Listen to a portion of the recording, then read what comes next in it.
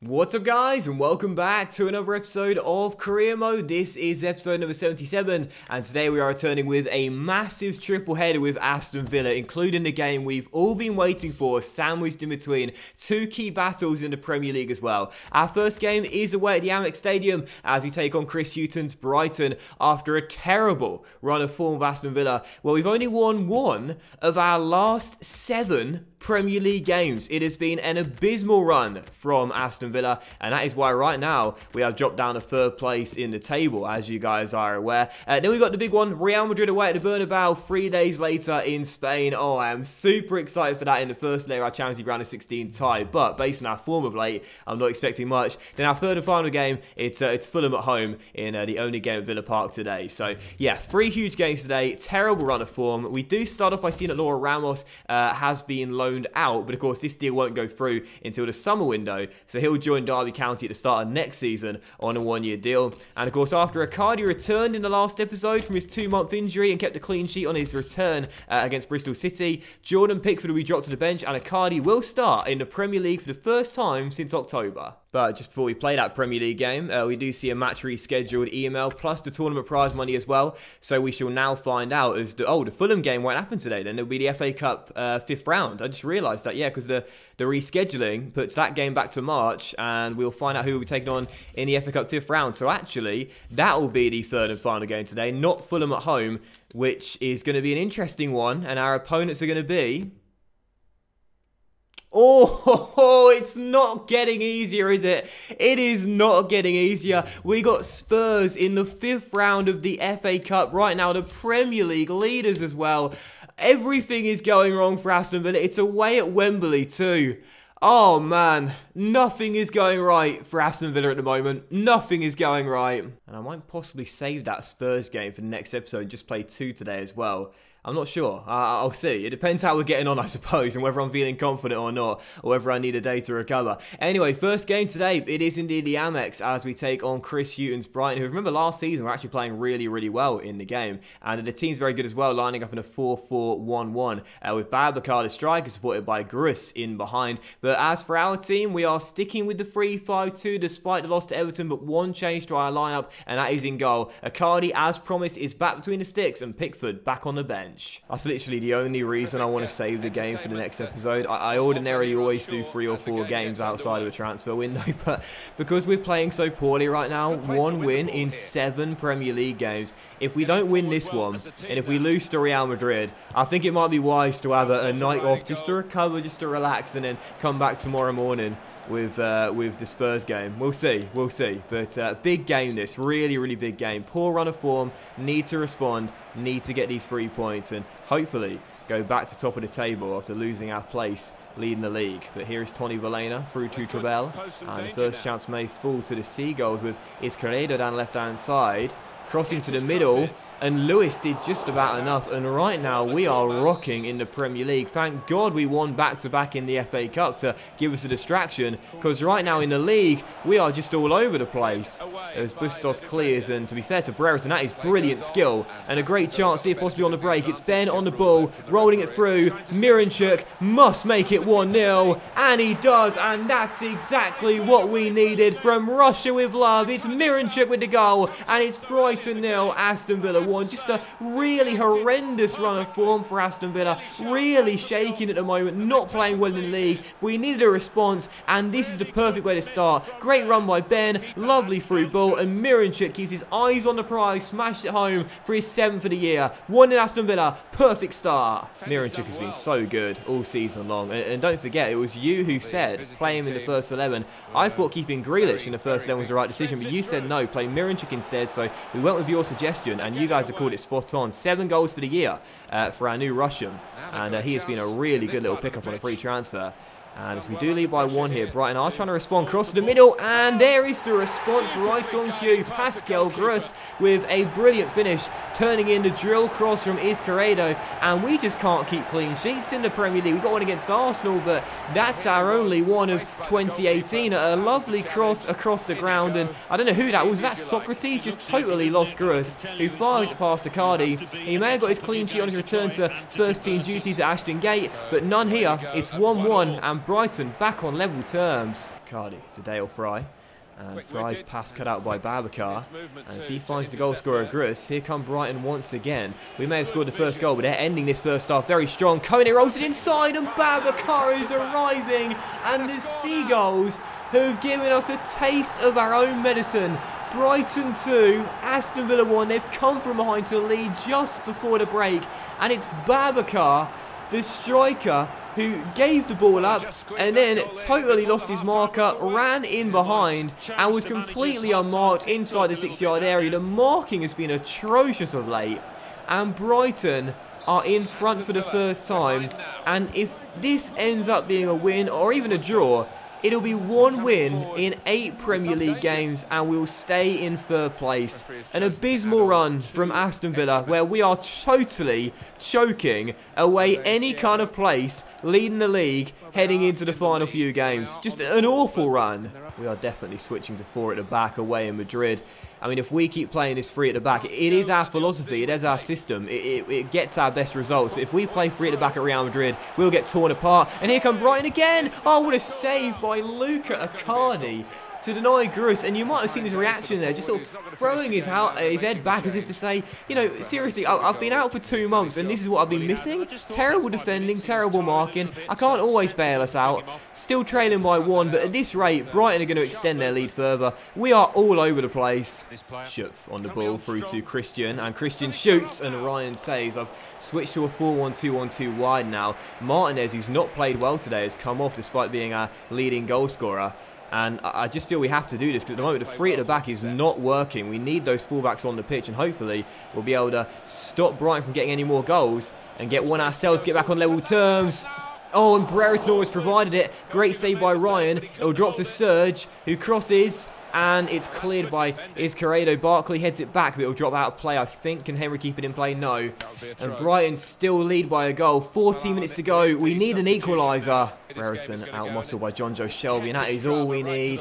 That is all we need. Shelby tackles Brereton fairly, who's gone down and is very hurt. We've made all 3 subs. We can't take him off anyway. But as Miranchuk finds Benteke, the play continues. And Benteke tried to slide it into the Russian, and it will be cleared. But we're currently down to 10 men as Brereton stayed down. Is he back on his feet? He is now. Thank goodness for that. But that is a real concern. We can't have Brereton injured as well after what has been such a horrendous run of form. Miranchuk shot deflected. Second one!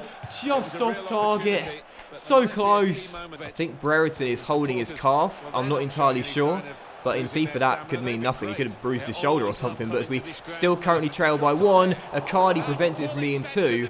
And it seems like Brighton are going to hold on to the 3 points. Barkley couldn't keep the ball in play, but does win that header. It'll drop straight to Vilena. And I cannot believe this. It is going to be 1 win in 8 Premier League games for Aston Villa.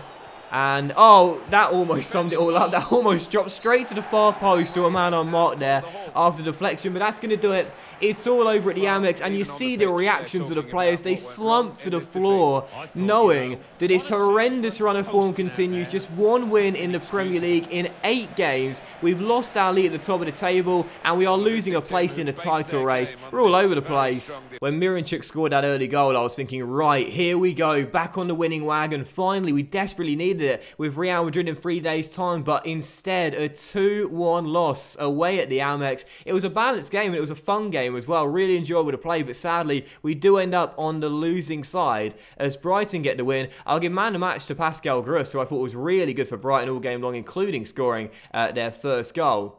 As the Seagulls get the win, and Manchester City play later away at Craven Cottage, but I'll put the table on the screen for you right now, and you'll be able to see what I'll see in just a moment's time, which is how bad the damage is now. The Spurs also play later against Nottingham Forest. You'll see where we are on the table right now, but I'm still waiting for it to come through. I'm hoping we're not that many points behind. We were 2 points behind Spurs heading into the game. We were 1 point behind Manchester City heading into the game as well. I'm hoping the gap is around the same and not too far. But how many points are we off? You'll know. I'll find out in a moment. It's going to be... Okay, we're 4 points off Spurs and 2 points off Manchester City. And we have the game in hand as well. I mean, it was a bad loss. It's been a horrendous run of form. But it's not quite as bad as it possibly could be. So here we go then, it is the big one, the second and perhaps final game of today's episode as we take on Real Madrid here in Spain at the Bernabeu in the first leg of our Champions League round of 16 tie. Well, we've only won 3 of our last 10 games in all competition, a horrendous run of form, and now it could get extended even further. Real Madrid are lining up in a 4-1-2-1-2 narrow with just an incredible team, a wonderful midfield quad, and a deadly strike duo of Ciro Immobile and Kylian Mbappe. But for our team, I'm making major changes, not just to the lineup but the formation as well, because I think we have to do that after such an abysmal run of form. Icardi stays in goal, but it's a back four of Henry, Stones, Palmer, Brown and Shipfoot right back, and a midfield trio of Barkley, Adams and Lewis with Grealish playing as the cow in a 4-3-1-2, and up top together Martinez and Benteke, who is our top scorer in this competition. It's Real Madrid, it's the Bernabeu. I think we're going to lose, but come on Aston Villa, we need to at least get a draw. Well, whoever he's playing for, when he plays well, his team plays well. Christian Benteke really has weighed in with quite a few goals in this competition. I'm hoping for at least one away goal tonight. We can't stop conceding at the moment. We're switching to 4-3-1-2. Hopefully that'll help us defend a little bit better, since we're getting carved open so easily with a 3 at the back formation.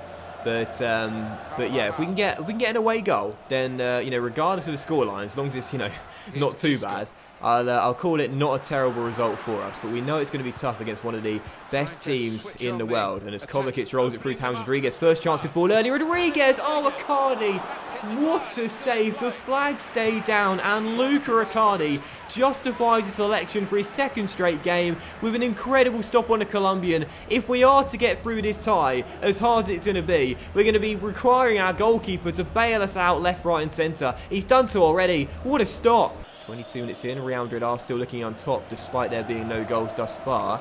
And as Kylian Mbappe and Isco play a 1-2, the Frenchman on the ball looks for a bit of space here. And it's Mbappe on the turn, finds some space, finds his man Brian, who fires it well wide of the post, and Real Madrid don't hit the target on that occasion. So 25 minutes in, still 0-0. We're doing a decent enough job of keeping Real Madrid at bay, but it's only a matter of time before they break us down and go in front, no question. Barkley, good tackle and a good through ball, and Benteke to Martinez, and Benteke, and the flag stayed down. And Benteke is denied by Keylor Navas, and then his bicycle kick on the half volley, very difficult technique, goes just over the crossbar. But that is where our best chances are going to come tonight, on the counter attack, and we almost got in front there. The Belgian denied by the Costa Rican, our first sighted goal, and we almost got one, but still 0-0. Positives to build on though. We can break them down, we can get a goal tonight. Here come Real Madrid again though, Kovacic on the ball, finding Casemiro, nice ball to Mbappe, lays it off to Isco, Immobile turns Henry and shoots, but Icardi makes the save. Pretty comfortable one there for Luca. And now another chance here to push the pace, and this is when we're looking our best, when we're pushing the pace and quickly getting ourselves from defence to attack. Martinez to Henry, down the left-hand side, Rico. Henry! Oh, Rico Henry, an unlikely hero. Real Madrid 0, Aston Villa 1, and Henry fires us in front just before the break, and Aston Villa take the lead at the Bernabeu. 3 wins in 10 in all competitions, but Rico Henry says enough of this, we've got to get back to winning ways, and let's do it tonight. Henry drills it home for Keylor Navas. He made a brilliant save a few minutes ago on Benteke, but he'll be very disappointed there, beaten by Henry's weaker right foot, squeezing at the near post. But we don't mind how they go in, so long as they do. Real Madrid 0, Aston Villa 1. Football is a funny old game. A horrific run of form from Aston Villa may well be ended here at the Bernabeu in the toughest game of the season, and Rico Henry, an unlikely hero, says, boss, that's why you play 4 at the back, that's why you play me left back. 1-0 to Aston Villa, and we're 45 minutes away from a massive victory. We turned down so many bids for Rico Henry over the past couple of years because he's been progressing and progressing and progressing. He's now 81 rated, and this is a young kid that doesn't play that much, but but when he does play, he always plays well. He never complains. He never moans about a lack of first-team football. He just goes out there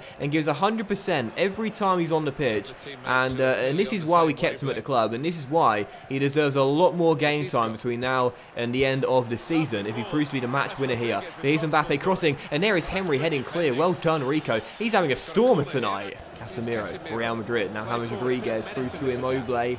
And Immobile is tackled by Stones, but the Italian keeps holding the ball. Crosses to the middle. And there is Mbappe to put it home.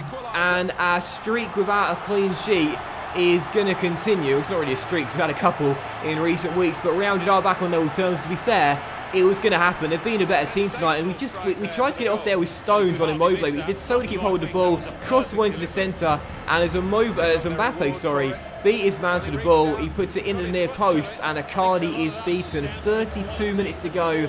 There is the equaliser. This will still be a very good result if we can hold on. We'll have the away goal. Real Madrid will need to score at Villa Park, but as we're now tied at 1-1, the question is, do we go for a winner or do we settle for a draw? 15 minutes to go, and it's all Real Madrid now. They're going for that winner, going for the second goal to do what Brighton did and come from behind to win it. And as Rodriguez finds a bit of space, it's the Colombian on the ball who tries to bend one. Oh, it's a wonderful goal by James Rodriguez.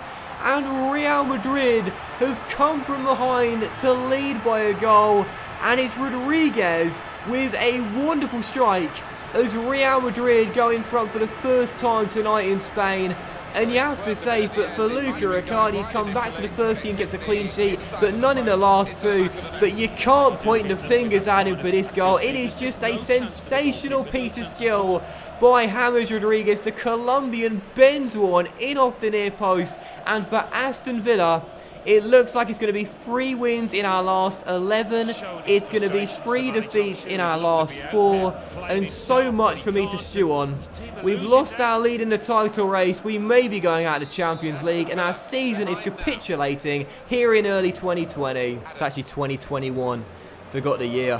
But right now, I wish it was 2020, because our form wasn't that bad last year. But here's Benteke, bearing down on goal. Oh, it's the perfect response. It is the perfect response from Christian Benteke. And this is why we started the Belgian tonight. 5 goals in the Champions League, make it 6. Real Madrid 2, Aston Villa 2, and right from kickoff, the Belgian gives us our second away goal, and a much-needed one. Brilliant through ball by Schüpp. Benteke holds off his man and drills it past Navas in at the far post to make it 2-2. Now, approaching the final 10 minutes, is there one late twist in this tale? There is one final chance for Real Madrid to produce a moment of magic or madness to win the game. Ronaldo's cross thankfully goes behind for a goal kick, and that will do it. A thriller here at the Bernabeu, and it ends with a really positive result in the end. Look, our streak of late has been terrible. 3 wins in our last 11, but you got to take every positive you can find when you're on such a horrific run of form. It's a 2-2 draw. We bagged 2 away goals, and we go back to Villa Park knowing Real Madrid must score once, and if we score once, they'll need to score twice. I'm going to take that. I'm going to take that result every day of the week. That's not a bad result, that. I'm definitely going to take it. Real Madrid were the better team tonight. We had chances ourselves, but they were the better team. They probably deserved to get the win in the first leg, but I'm so delighted that we managed to come through late on courtesy of Benteke and find that equalising goal. But man of the match will go to Rodriguez, though. That goal he scored was just unbelievable, and he was pulling the strings all game long with 100% passing. But a 2-2 draw, it does again mean that our form of late has just been absolutely embarrassing. But I'll take the point. I'll take the draw, especially with 2 away goals in the bag going back to England as well. But we're going to save the Spurs game for the next episode, as we thought we might, because I just need to calm myself down after such a terrible run of form. And hopefully, having a little bit of a breather will get us back to good form. And we can start in that game at Wembley as well. It's just been so bad. So bad. But yeah, that'll do it for today's episode of Career Mode then, guys. So a big thank you for watching, and I hope you have enjoyed it. And if you did enjoy today's episode, then please do drop a like, as likes are, of course, very much appreciated. And do that channel out as well. Much love to you. Have a fantastic day. And I will see you for the next episode of Career Mode, featuring Spurs in the FA Cup round of 16 at Wembley, plus 2 key Premier League games as well, as we try and get back on track with our form very soon.